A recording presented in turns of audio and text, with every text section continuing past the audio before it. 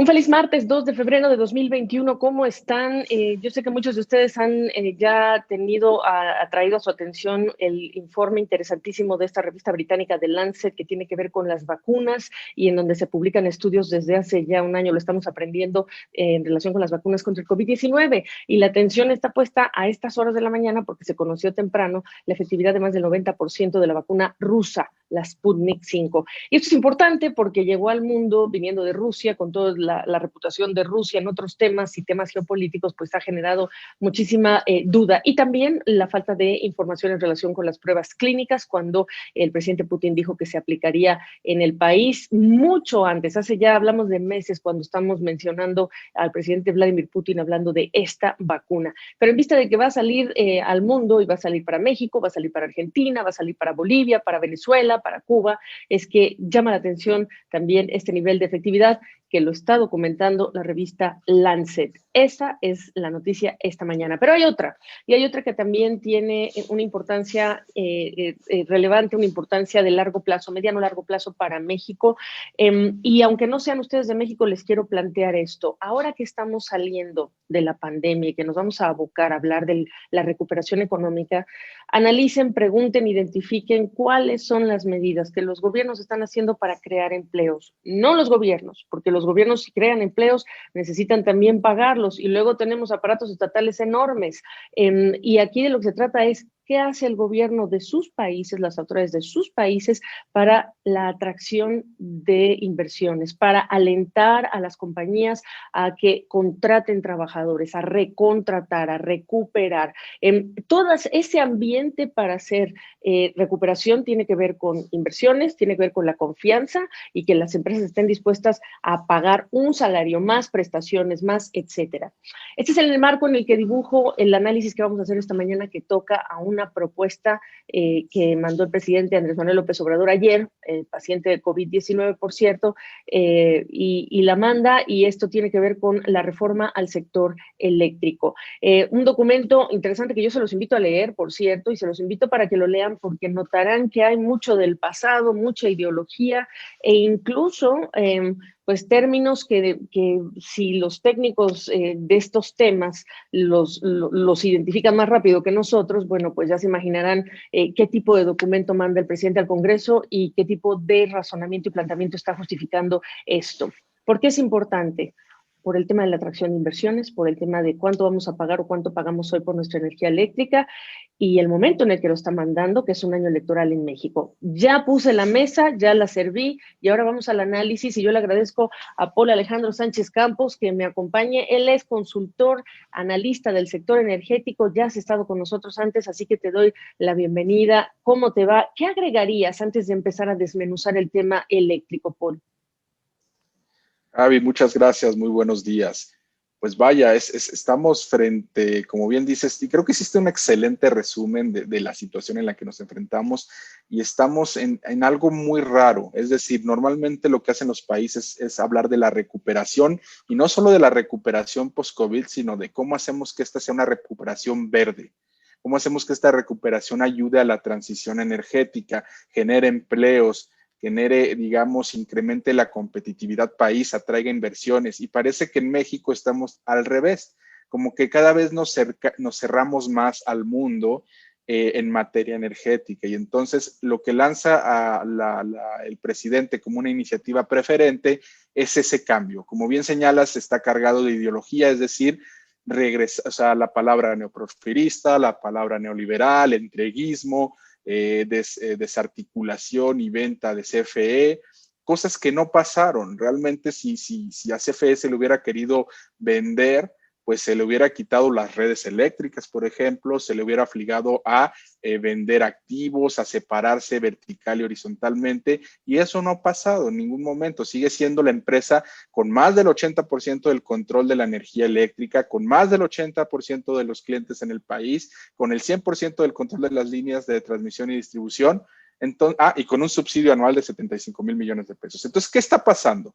Pues vaya que parece que es ideológico, es decir, que está la pluma de CFE ahí, del director de CFE, señalando qué cosas no le gustan y que podemos rastrear este problema desde diciembre del 2019, cuando salió el famoso pliego petitorio de CFE, donde le solicitaba a CENER cree y se nace, que son la Secretaría de Energía, la Comisión Reguladora de Energía y el Centro Nacional de Control de Energía, las autoridades del sector eléctrico del país, le solicitaba que por favor hiciera los cambios legales y regulatorios necesarios para que volviera CFE a tomar el control de la industria eléctrica nacional.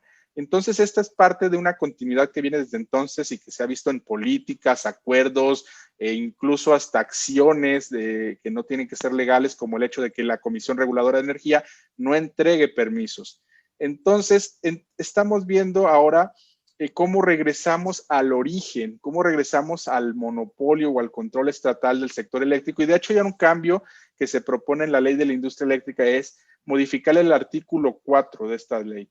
En el artículo 4 antes decía que la generación y la comercialización de energía eléctrica eran actividades que se iban a regir bajo el régimen de libre competencia. Entonces, esto significa que ahora que lo eliminan. Entonces, esto lo que quiere decir es que ahora el Estado va a determinar cómo se va a regir y no va a ser con libre competencia. Y eso es lo que los analistas están llamando como una violación a la Constitución. El artículo 28 constitucional dice a la letra que no se permiten o que los monopolios están prohibidos en México y que se van a penalizar todas las prácticas monopólicas. Y en este caso lo que está haciendo esta ley es crear de nuevo un monopolio en estas dos áreas, particularmente generación y comercialización de energía eléctrica, que pudieran o que estaban más bien abiertas a la competencia y que ahora van a hacer control otra vez del Estado y se las quieren pasar a CFE.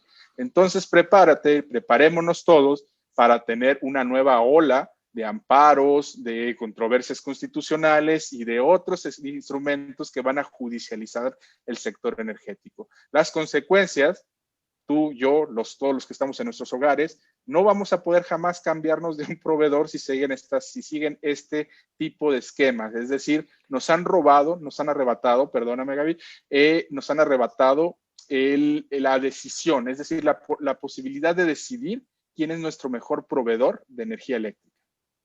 Y no te quería interrumpir, de hecho, me parece, has dicho tantos puntos que son interesantísimos para abundar, para que ustedes lo tengan en redes sociales, está la Gaceta Parlamentaria, se publicó, está el documento, y bueno, como dice Paul, pues habla del marco de la política neoliberal, neoporfirista, se fue imponiendo un proceso de privatización para debilitar y transferir empresas públicas a particulares, despojar a los mexicanos de la riqueza petrolera, la riqueza petrolera está en el subsuelo, ¿verdad?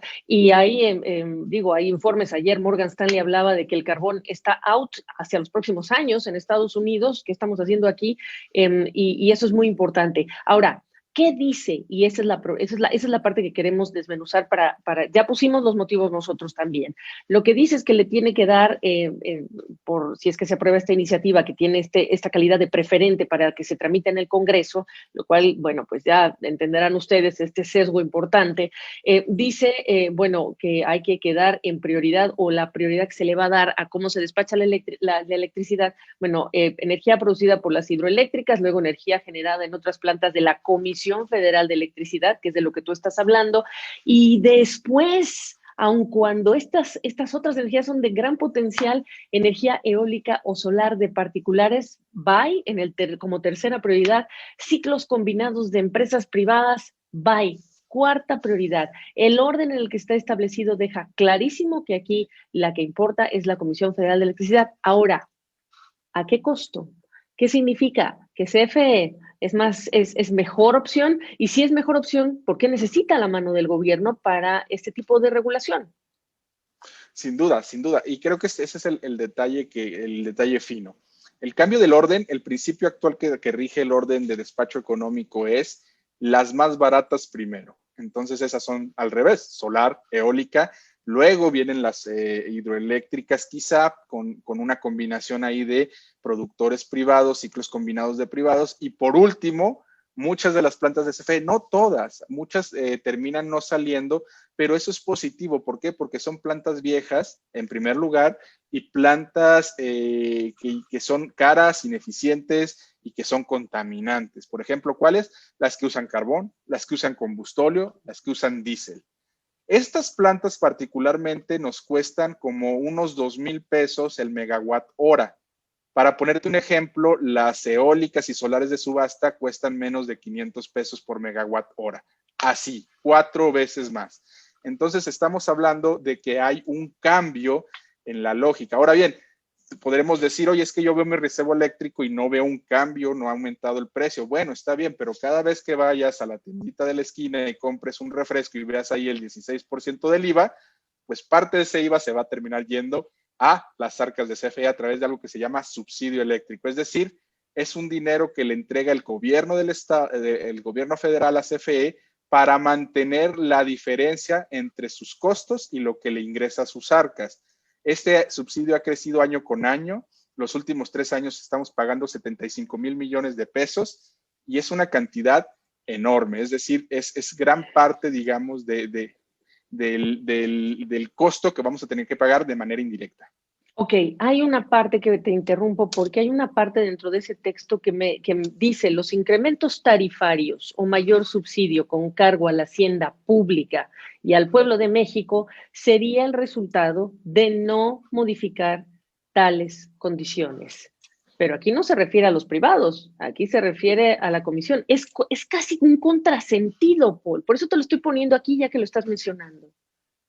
Sí, mira, y parece una contradicción y a lo mejor tiene un poquito, un 10% de verdad y un 90% de más o menos distorsión. ¿A qué voy? Ahí te va.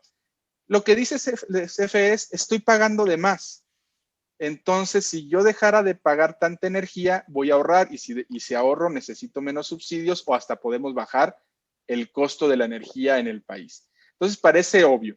Pero ¿cuál es el problema y cuál es la condición sine qua non, que incluso dicen ellos que ponen ahí? Es no quiero cerrar mis plantas, no quiero hacer ningún cambio, no quiero modificar el régimen de pensiones. Es más, lo voy a modificar a favor de los trabajadores para que se vuelvan a retirar a los 30 años. Entonces, es una empresa que no quiere hacer un corte de gastos, que no quiere cerrar sus plantas ineficientes y a la par no quiere comprar energía barata. Entonces, lo que está diciendo es, sí, si no le compro a los privados voy a ahorrar porque estoy comprando energía barata a los privados. Sin embargo, no es la manera más eficiente y óptima de ahorrar. En lugar de ahorrarte un peso porque no quieres cerrar, en lugar de ahorrarte 10 pesos comprándole a privados, vas a ahorrar un peso porque le estás comprando a CFE internamente y a la larga no tenemos la capacidad para mantener esto. Gran parte de los paros no programados, de los paros, digamos, de plantas eléctricas que tendrían que salir y no salen, son plantas térmicas de CFE, carbón, combustóleo, turbogás, que no salen porque precisamente pasa algo, es decir, no hay mantenimiento, se averió una turbina, se averió un recuperador, se averió algo y tuvo que salir y terminamos comprando energía más cara en el mercado eléctrico porque no hay suficiente energía para proveer en ese momento. Entonces, es un contrasentido sin duda porque estamos finalmente pensando, es como si, te lo voy a poner así, es como si Blockbuster, cuando está en su crisis más grande, estuviera tratando de abrir más tiendas y comprando más DVDs cuando ya cambió la industria. Y creo que eso es lo que estamos viendo, que ya cambió el modelo, la industria y CFE sigue atado a sus viejos planes de negocios.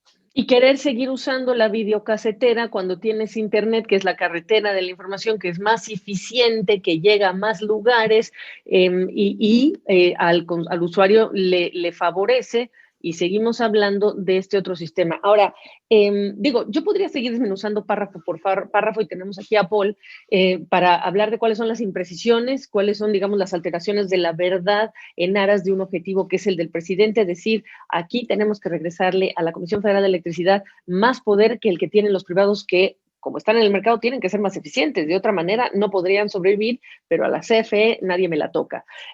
Yo te quiero también pedir, por favor, que me hables hemos oído en las últimas horas dos aspectos. El usuario residencial probablemente no verá el cambio inmediatamente, pero otra vez, el contexto siempre es importante en materia de economía. Estamos en un momento de recuperación, es más, estamos en un momento de colapso económico, la economía decreció 8,5% versus el vecino del norte que solo decreció 3,5%. Tenemos un eje de países con los que hacemos la mayoría de nuestro comercio y además el 80% de las exportaciones van para Estados Unidos y ahora tenemos obligaciones con el TEMEC y viene el lado laboral, cuánto nos cuestan los trabajadores en México, viene el lado de la energía que en este capítulo bueno, pues se modernizó. Es decir, el momento y el año electoral, Paul, Hay tantos elementos para analizar el momento que yo te quiero preguntar, ¿por qué ahora? Porque podría perder el partido del presidente el Congreso y ahorita es cuando, aunque las Cortes ya le dijeron al presidente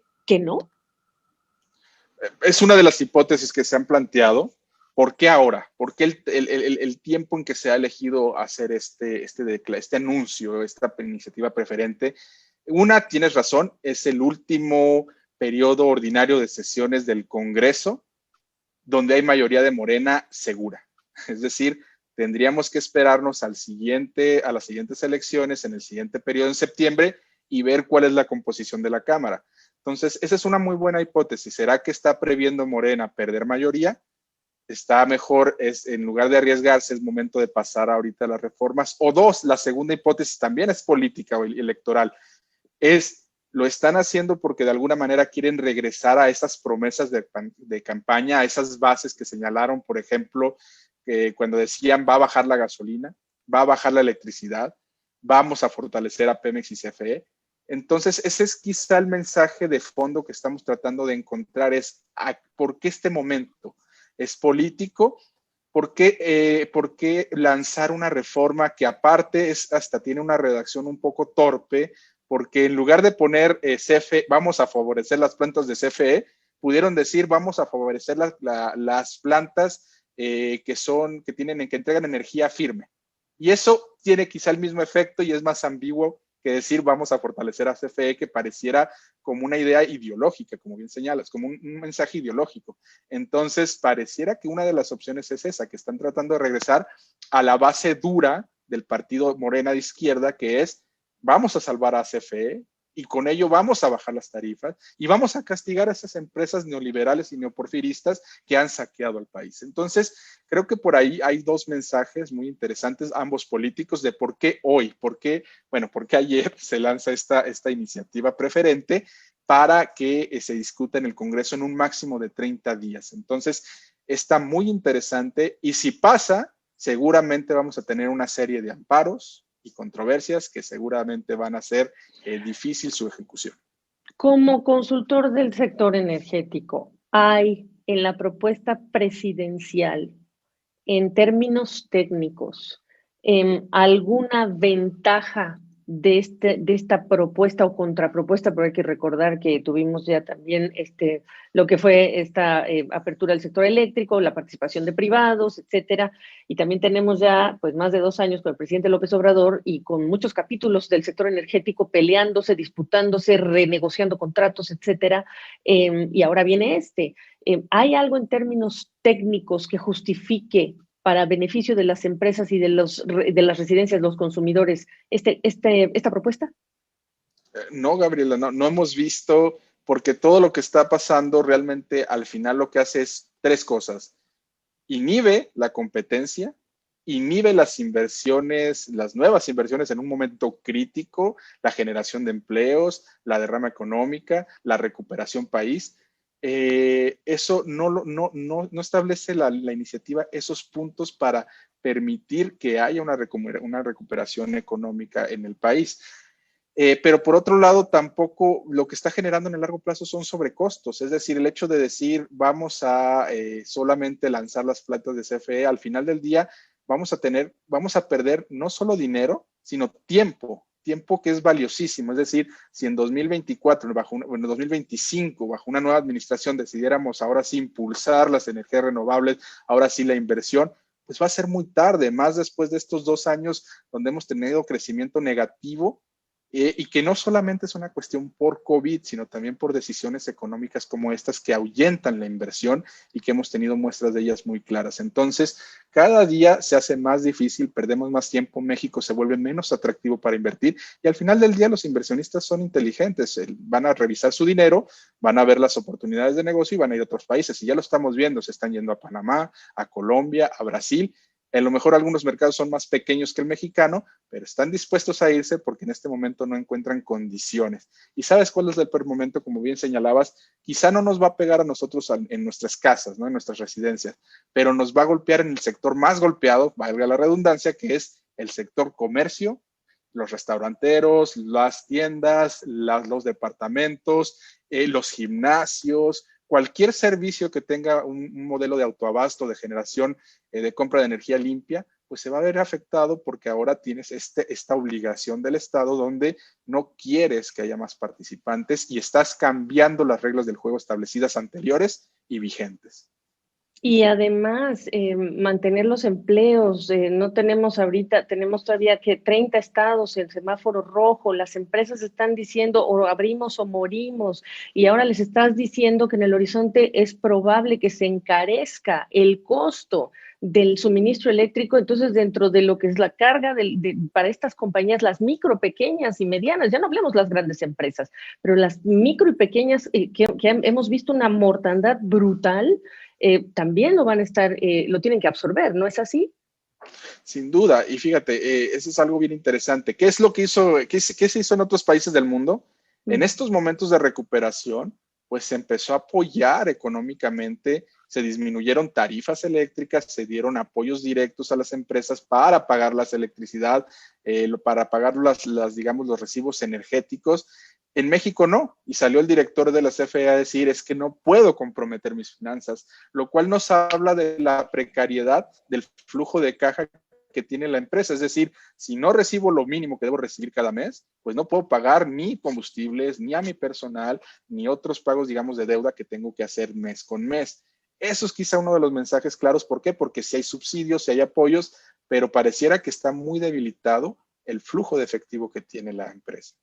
Entonces nos obligan a meternos a una camisa de fuerza con tal de generarle sobrevivencia a una empresa, pero acuérdense ustedes siempre de esto de costo-beneficio, y dónde están los costos y dónde están los beneficios y cuál es el más alto y cuál es el más bajo. Y aquí lo que nos está diciendo Paul, y miren ustedes la cantidad de reacciones que se han dado, no solamente es él. Está clarísimo que el costo va a ser muy alto para un país que no le ha podido dar más a las micro, pequeñas y medianas empresas para sobrevivir y mantenerse a flote, en un país en el que tenemos que ascender desde muy abajo porque no ayudamos.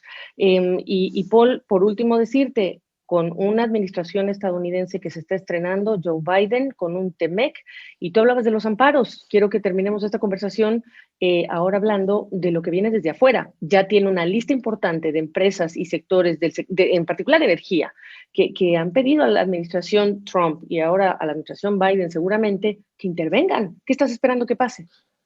No descarto que en este momento haya reuniones de emergencia en las embajadas, particularmente la de Estados Unidos y Canadá, estableciendo la estrategia de controversia ante el Tratado de Comercio México, Estados Unidos y Canadá, donde van a establecer pues esta controversia, es decir, no me estás dando trato ciudadano, no me estás dando el trato preferente que guarda el marco, estás fortaleciendo a un solo jugador que además da la casualidad que es una empresa estatal. Por lo tanto, no estás cuidando los controles de competencia económica claros y voy a iniciar un proceso de controversia que puede llevarnos mucho tiempo, desafortunadamente, pero que puede ser parte de estas presiones. Y creo que cada día es más claro que México, y bajo la nueva administración de Biden, tiene objetivos bastante dispares. Digamos, mientras Biden está apostándole a la transición energética, ya volvió a firmar el acuerdo de París, tiene un plan de descarbonización, de aprovechar hidrógeno, de aprovechar, electrificar, digamos, de manera renovable gran parte del país. En México tratamos de darle todavía continuidad a el carbón, damos precios de referencia al carbón y establecemos pues modelos monopólicos que desafortunadamente tienen un efecto siempre en los bolsillos. Y eso va a generar que con nuestro mayor socio comercial, con quien compartimos esta frontera gigantesca, la más grande en términos comerciales en el mundo, pues nos pierda la confianza y cada día nos alejemos más de ellos. Y como te digo, desafortunadamente el tiempo es lo que no vamos a recuperar. Ojo, que podemos estar hablando de atraer las inversiones y si les está costando caro a las empresas seguir con su negocio en México, ¿quién le dice a usted que mejor robotizo, automatizo más rápido, hago una inversión permanente y ya no contrato tantos trabajadores? Entonces, todo este cambio de reglas sí tiene una cantidad de repercusiones que por eso nos hemos tomado el tiempo para analizar y lo hemos hecho con tu ayuda, Paul. Es un tema importantísimo mirando en el momento la pandemia y lo que se viene de la recuperación para atraer inversiones. Así que muchísimas gracias por estos minutos para explicarnos bien lo que veremos en el proceso de 30 días en el Congreso, por cierto. Muchísimas gracias, Gaby.